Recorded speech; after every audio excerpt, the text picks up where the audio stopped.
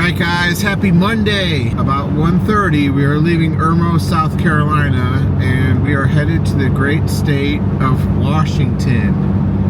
So literally going to the opposite end of the country.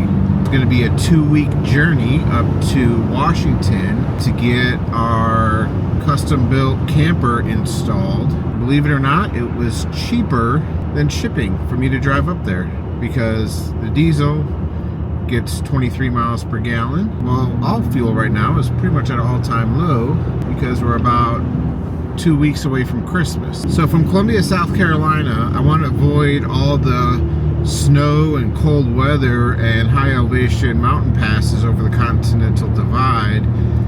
So we are going the southern way, basically taking I-20 across the bottom of the country. So from Columbia, South Carolina, we are drawing a line across the map, taking I-20. So we're gonna go across Georgia, Mississippi, Alabama, across the top of Texas, and then right after Albuquerque, we're gonna head north through Utah, all the way up through Moab to Salt Lake City, and then kind of cut our way over to Washington. Looking at the map, it adds 4 hours to the trip if I didn't go through the Smoky Mountains and then go across the Rocky Mountains through Denver. That is 2 unnecessary mountain ranges we'd have to climb, and that going north also adds the colder weather, the snow, and although the diesel loves cold weather, it's not the time of year to be doing that with all the snow up there. I did check the weather up there. Washington has some major flooding going on last week, but today is the last of the rain apparently, so we should have 2 to 3 days for it to kind of calm down, dry out. We should be good. I got a buddy up there kind of following his advice. If you guys don't know, you can go back on my channel and watch. I got, I think, 9 episodes of where 2 months ago me and my buddy Steve went out to Moab and the San Rafael Swell and spent 2 weeks out there.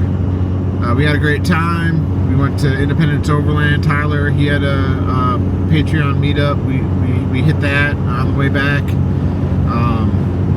But it's kind of weird, twice in 1 year headed out west. When I went out west then, we went through Colorado, or I took the I-40 corridor. But then again, on the way back, we hit snow going over the Continental Divide. So if you want to watch a cool story about that, go back and watch that. I'll link it down below. Changes to the Jeep since that last trip. So if you watched that last video, changes to the Jeep. We don't have a camper on it right now, obviously. I got a soft topper on there, and I got it full of some stuff for the new camper build. Kind of looks weird not having the topper on it. I got the electrical wiring still ran through. I had to take all the alu cab and the tent. I had to take all that off. The Red Arc stuff is sitting in boxes in my shop. What else have we done? Oh, the Radiator. Mishimoto sponsor the channel now, and we have a new radiator by them. I got a detailed video coming up on that. I wanted to do this trip before I did that video because I wanted to test the radiator on some of these mountain passes. So definitely we'll have time to test that. You guys will get the first scoop on that because I'll be recording during that when I get there. But we got Mishimoto sponsoring the channel. They think that their radiator is going to make a huge difference in helping out with some of these mountain passes if you have a Jeep EcoDiesel. The EcoDiesel motor in these Jeeps have all the power in the world. The front area of the Jeep compared to the other cars that they put these in, like the Ram 1500s that they put the diesel motor in, you got more front area for cooling. The Jeeps, you're kind of limited with the 7 slots. So Mishimoto came out with one that has a lot more capacity, better cooling, and it's all aluminum, doesn't have the plastic tanks, and they speak very highly of it. I'll put a link in the description below of that radiator. You'll see a lot of testing on this video. We also went to 38s. We went to Pizza Cutter 38s. I had to get a new rim. We're running rough country steel wheels, all 5 of them. And we went with 38 by 11.5 by 17 Nitto Ridge Grappler.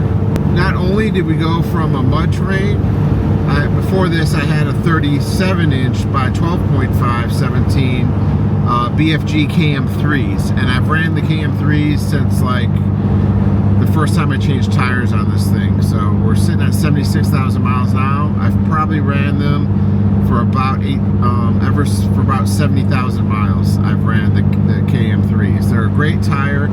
I've only had one failure, and that was due to me hitting that was the Moab video. I've only had one failure in 70,000 miles, and sidewall. But other than that, they've been a great tire. I still recommend them. But we went with the Ridge Grapplers, which is a hybrid tire. It's in between an all-terrain and a mud terrain. And the reason for that is I wanted to get more life out of the tires. I think I've done 3 sets of tires so far in 70,000 miles, and I want to get more tire life, and I want to see if they hold up to my abuse, because we do hard trails, we do a lot of mud. If they don't hold up, we're going to switch.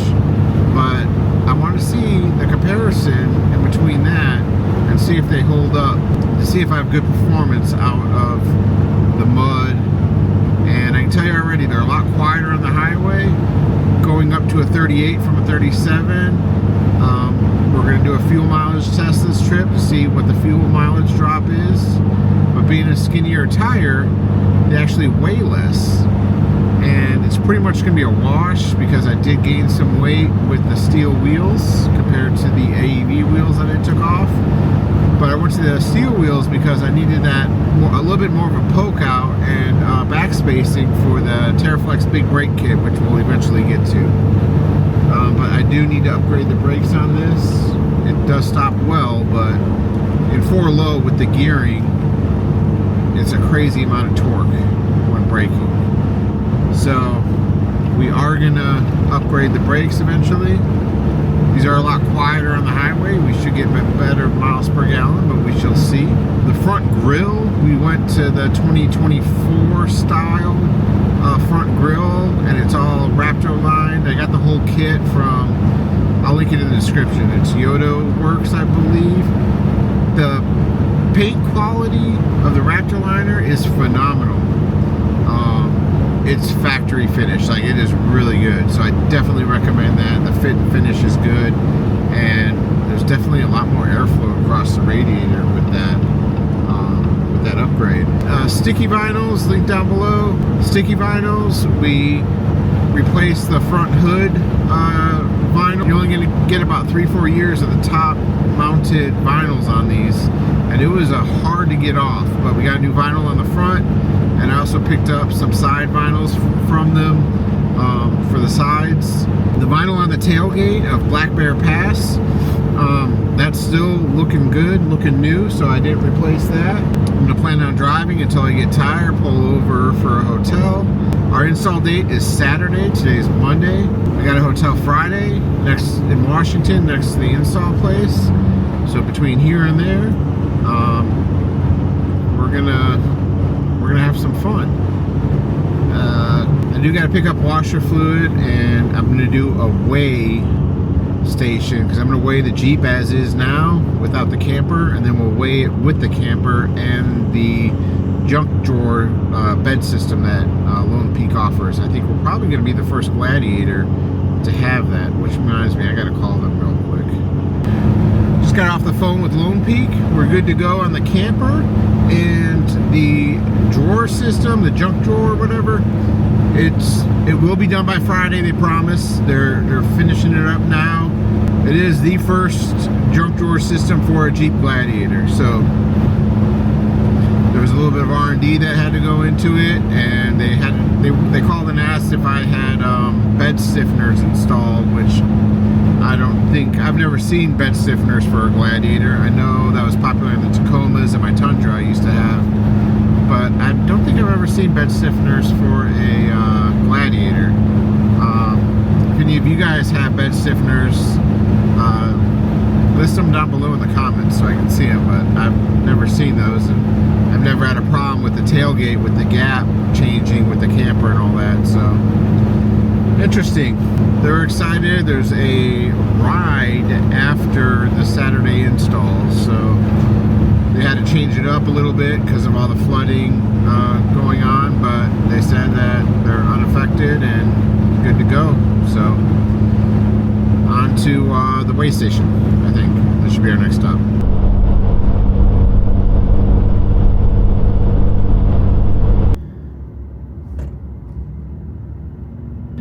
I hate Atlanta traffic. Every time you come through Atlanta, where 20 meets up at the end, it's like this every single time. Good news is we are still getting 23 miles per gallon. I don't have the weight of a camper, but we are on 38s, so I have weight in the bed, but not obviously the weight of the camper, which is like 400 or 500 pounds with the bed system. So I don't foresee that going down because the diesel just chugs, man. It don't care. Engine coolant temperature has been about 190. Oil temperature has been about 200. That's cruising at 75 miles an hour. Trans is about 174. Everything's good. Talked to Lone Peak. They are good to go. They said weather has not been an issue for them. So they said, I'm coming up from the south, I'm good to go. We're about 4 hours in, about 40 more hours to go. In 1 mile, use the right 2 lanes to take exit 124C, I-65 north toward Huntsville.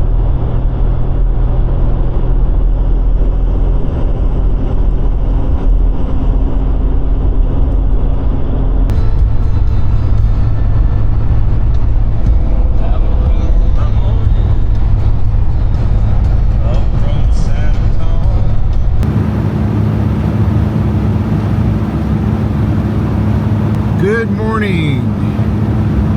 It is 7:21 Central Time. Yeah, we're still in Central Time.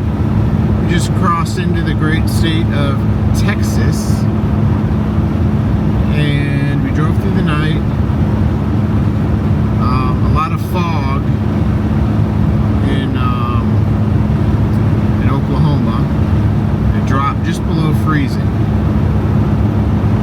But no rain, no snow, no ice. And the goal today is to get to Moab and get a hotel and crash. So I'm doing good. I stopped, took an hour nap earlier. No drowsiness. But we're about 90 miles to Amarillo, and then we're gonna go to Albuquerque and then cut up north. We just crossed over into New Mexico. We're on I-40. The next turn is in 517 miles. There ain't nothing out here in New Mexico. It's all like sagebrush and rolling hills.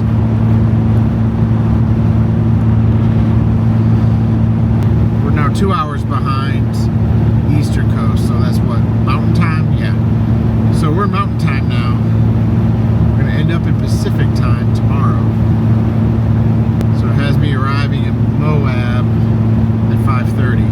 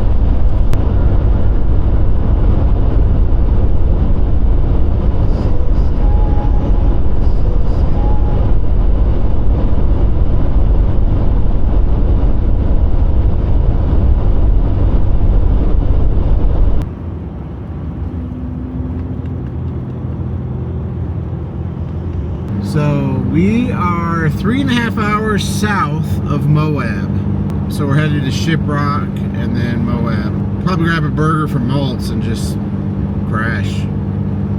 Get up early. Head up to Salt Lake. I'm tired. I'm still staying awake, but it's exciting to see all this scenery that I just saw 2 months ago, but it's still exciting. It's, you know, keeping me up. So the drive home is going to be horrible. But I'm excited for tomorrow. Because tomorrow it's going to be all new scenery towards the end of the day. We're going to be north of Salt Lake.